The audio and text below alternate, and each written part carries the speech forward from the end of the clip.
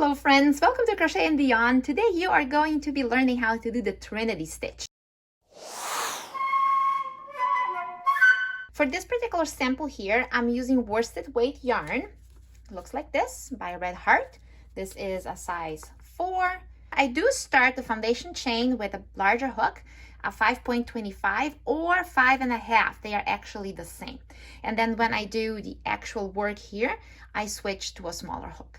This is a very simple stitch, super close knit, so perfectly for baby blankets. You could also do pot holders with this, or let's say a table runner, placemats. There's so many ideas that this stitch would look great on. All you have to do here is to chain the right amount of chains to create the idea you have in mind. Pick a multiple of 2 chains, a multiple of 2, and go from there. And whatever you decide to make with this beautiful stitch, I would love to see it. I have a Facebook group, the link is in the description below, and you are able to see other people's work there, and you can also share your own. With your yarn and a larger size hook, let's get started on the foundation chain of the Trinity Stitch. I'm going to be doing 16 stitches here, a multiple of 2. Any multiple of 2 will do. Let's start with the initial knot. This is how I do it. I make a loop here and hold on tight. Chain 3. 1, 2, 3. Then I hold it up here, pull the string, and that leaves me with 1 chain. From here, I need 15 more. So here is 1, 2, 3, 4, 5, 6, 7, and 8, 9, 10, 11, 12, 13, 14, 15, and 16. From here, leave the larger hook behind and take a look at your chain first. Make sure it is somewhat flexible, a bit stretchy like that, and that all chains look even. You don't want a very tight chain because they're very difficult to work with, so make sure it's nice and flexy. From here, leave the larger hook behind and grab the smaller hook. Let's work into row 1 and single crochet in your second chain from the hook. There's the first chain, there's the second chain from the hook. That's where you want it. Single crochet. There. Now from here, we will start working on your sequence that will form the Trinity Stitch. Every time when we start the sequence, we have to start from the chain that you just worked on, which is right there. So this is how it looks like. Insert and pull up a loop. Do not finish off. Then you go to the next chain, insert, pull up a loop, still don't finish up. And do it one more time on the next chain. Now you have 4 loops on your hook, yarn over and pull through all 4, and then chain 1. That finishes up a Trinity Stitch sequence. All right, so let's move on. Start at the chain you just worked on. Pull up a loop. Now go to the next one. Then the next one. Got your 4 loops, yarn over, pull through. Now, detail here. This stitch here that pulls through, try to leave it loose. Don't tighten it up like that, because it will be a problem when we come to round 2 and we have to start working upon these stitches you just formed. So make sure that this one here stays somewhat soft, like a good amount of space between the hook and the bottom of the loop. Okay? Then chain 1. So do not tighten up that chain either. Keep it fairly loosey. You'll be grateful you've done that once you reach round 2. Then from here, we move forward with the sequence, always repeating itself. Pull through all 4 and chain 1. Now, I already mentioned this several times, but it's so important that I'm going to make a note here for you. Make sure you do not skip inserting here first. Sometimes when we are working on a very long chain here, we get a bit distracted. And suddenly you, even without realizing, you skipped this one here and went here right away. And then at the end of your chain, when you're done with your first row, it looks wrong. You will have a chain left over, or you will have a chain too short. And then you have to open up the whole thing and do it again. So be very attentive that you never skip working on the chain that you just worked on first. All right, let's move along here. We have a couple more sequences to do. I'm going to work until the end of the row here together with you, so you practice as we move along. Chain 1, keep it loose. Here we go. And all 4, chain 1. Got 2 more sequences to go.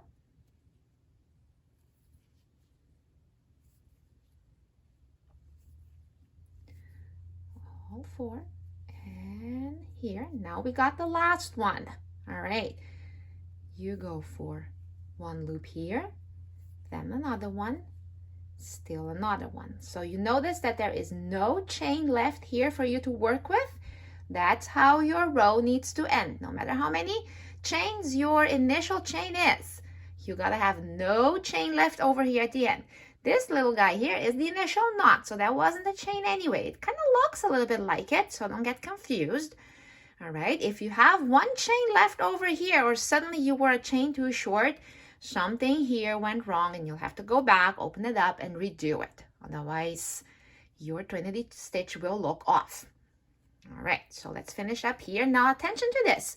Normally, we go and chain 1, correct? But not at the very end. At the very end, you ignore this chain here and you go for a single crochet at the same spot, and that's that.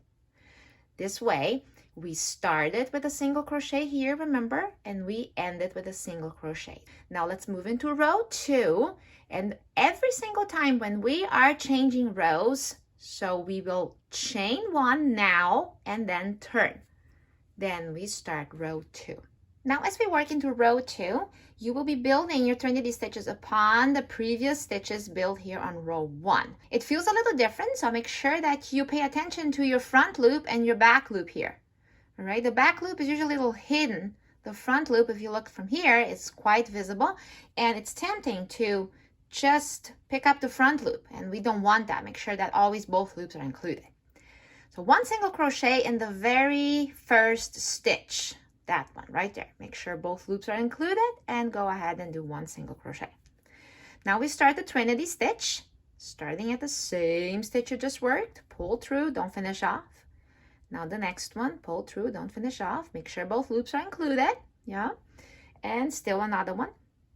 This is the one that I told you earlier to leave loosey, because that's always a difficult one to insert if it was too tight. So you'll be grateful now if it is loosey, definitely. So here is your 4 loops, pull through and chain 1. Chain 1, there it is.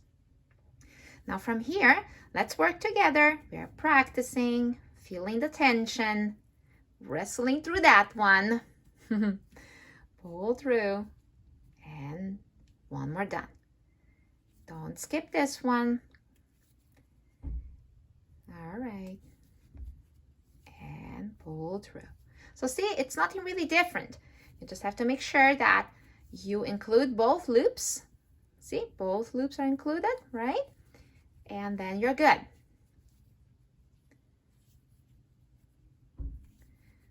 Alrighty, we got just a couple more going here, and then we finish row 2.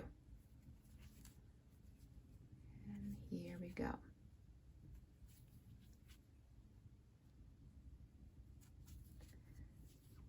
Chain 1 and last one. Remember, this one is a special one.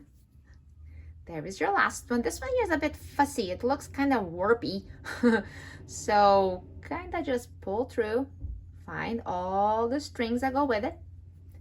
Pull all 4. Do not chain, but do another single crochet right there. That finishes up row 2. Before we move on here into row 3, let me give you another suggestion. It's a very good idea as you work your project in the Trinity stitch that you constantly check the amount of stitches built here. So if you have, for example, like me here, a foundation chain of 16, you must always have 15 stitches at the top here, always 1 less. So I got 16, so I need to be counting 15. So if your foundation chain is 26, you need to be counting 25 and calculate from there. So let's see if I did get my 15. So starting right here, 1, 2, 3, 4, 5, 6, 7, 8, 9, 10, 11, 12, 13, 14, 15. Right on spot. So note that the chain ones here, remember all the chain ones we done after pulling through the 4 loops, that is considered a stitch. You don't need to check your stitches every single row because, for example, if you have a project here that has like 100 plus stitches, it would be kind of like a little bit bothersome to have to count your stitches every single time. But I would say every 10 rows or so, give it a counting just to make sure that you didn't skip anything. Because if you do and something didn't go well and you ended up not seeing, not noticing it, at the end, your work will go bigger or smaller and it will be off and you will be very unhappy, I tell you. So make sure, give it a counting once in a while. Let's go into row 3. Chain 1 and turn. Now we start row 3. Exactly the same. First you go with a single crochet and then we start the Trinity Stitch sequence. So up until now, I have told you all the secrets about the Trinity Stitch sequence, and you should be able to work independently right now and make your project confidently. All right, so I'm gonna work a couple more rows until I have a square, and then I'm gonna show the final result. Just finish it up and go from there. Here it is. Look at how cute this stitch looks. So I'm gonna finish one more sequence here, and then I'm done with my sample. Did I chain? Yes, I did. 1, 2, and last one for 3. Okay, pull through, single crochet at the end. Good, and done. Cut the yarn and pull through. When you are done with your project, even if you try the sample, I would like to see a picture of it on my Facebook group. So join me there and show me your work. And if you actually come up with a wonderful idea using this stitch, I would love to see the process of you making that as well. So don't be shy. Come to Facebook and join my group and share your work. We would love to have you there.